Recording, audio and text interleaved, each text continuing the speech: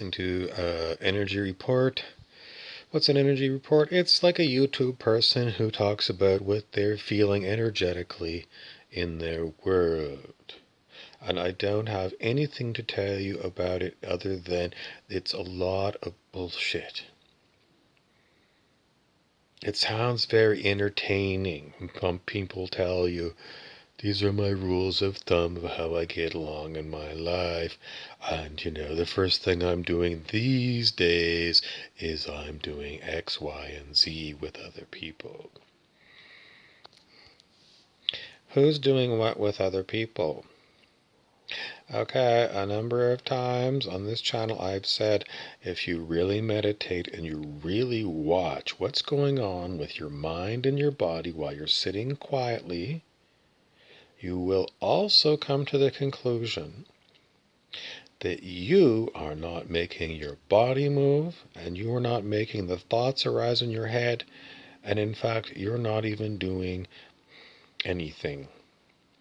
You who are listening to this are not your body and you're not what's arising in your mind. You are simply the awareness of what's going on in the mind, what's going on in the body, what's going around you in the outside world. You are the silent witness. You are not doing anything. You are not moving your arm. You're not blinking your eyes. You're not talking to anybody. What is talking and communicating to other people is something in mind. The body itself is in mind. These things are not you.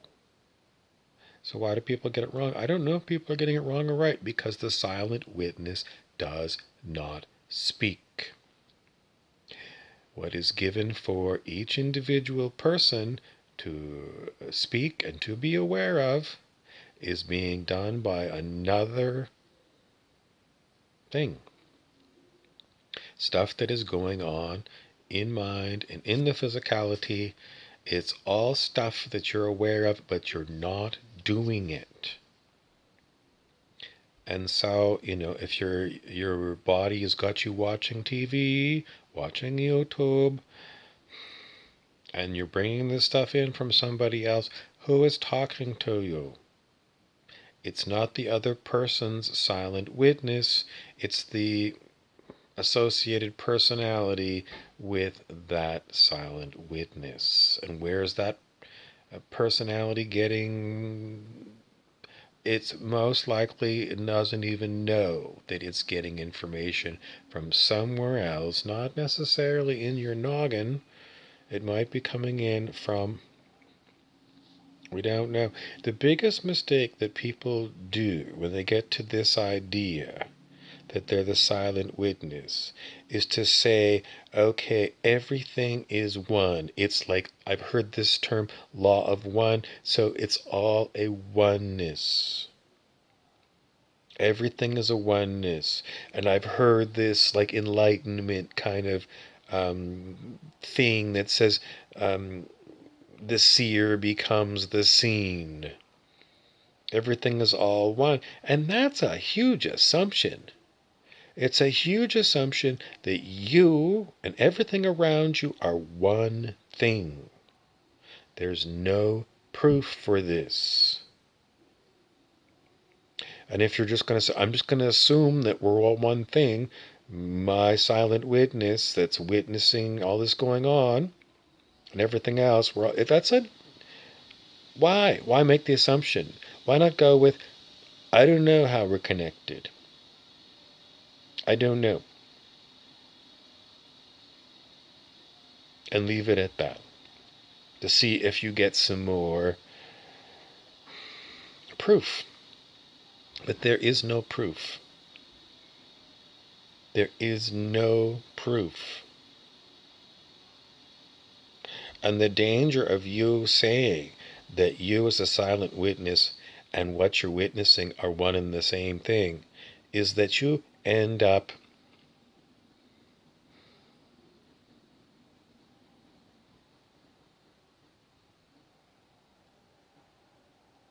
being led around by someone else's game.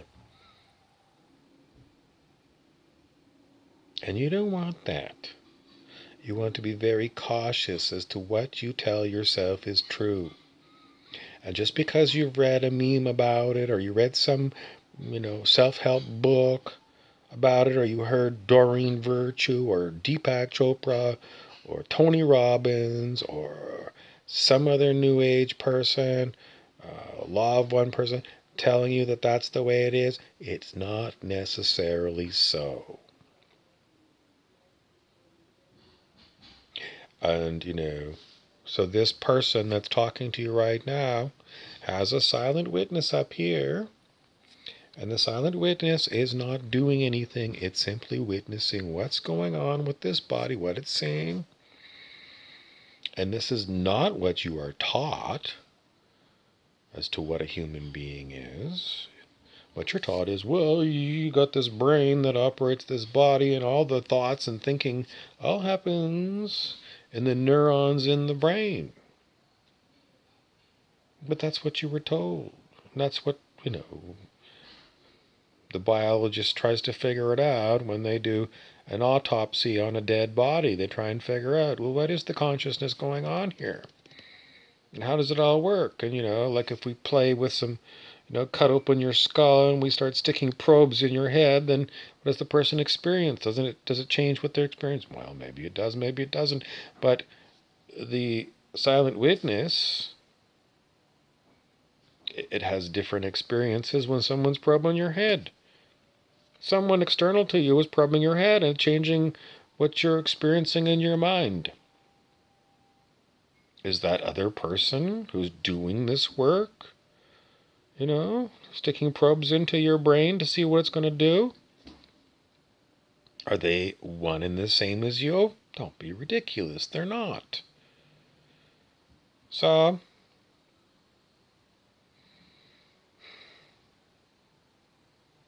are these just simply things that are going on in mind?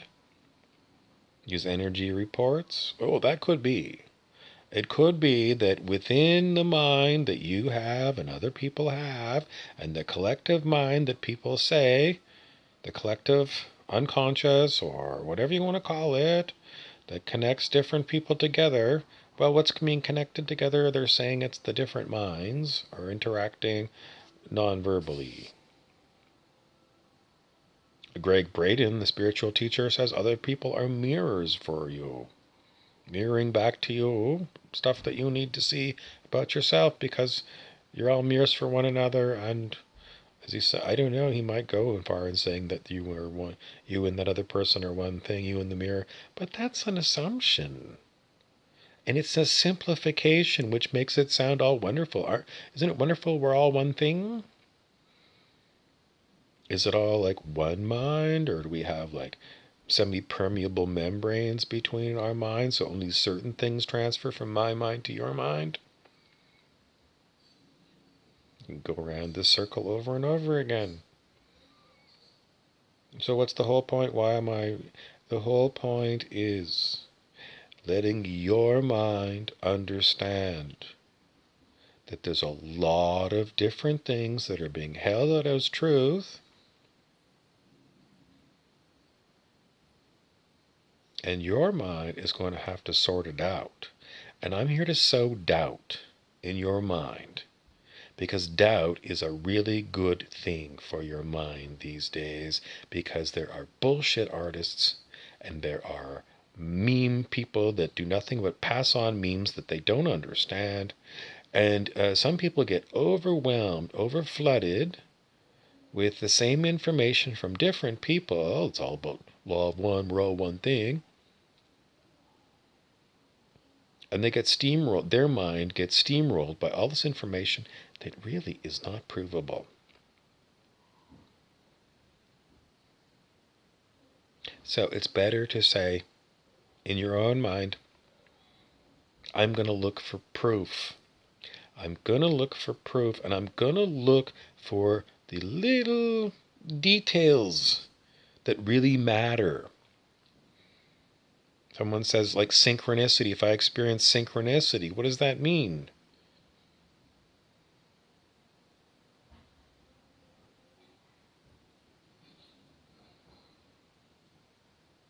Is that proof that we're all one, including the silent witness?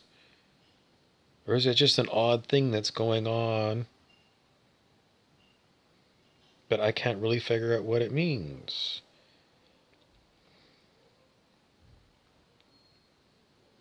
It's best to keep your mind in a state of, I don't know what's going on.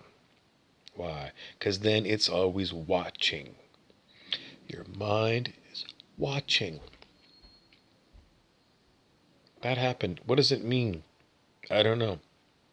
I don't know what this means. I don't know what this means. I don't. The pat answer in the past was, "We're all one thing," but now I've heard this video, and I'm going to try again. I'm going to start over again, without that built-in assumption that everything is one, and I'm just going to watch, just like the silent witness watches. So if you can get your mind trained to be like the silent witness, a silent mind that is witnessing everything that's going on,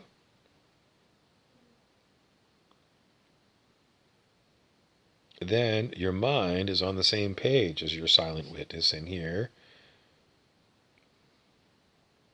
and then they're on the same team, looking to see, looking to see, looking to see, looking to see, and it's not even looking. Looking means I heard something over here, I look. But when you let go of controlling your body mind, maybe your mind is going to have your head turn around like Linda Blair in The Exorcist. And if you're not controlling it, you're going to, that was weird.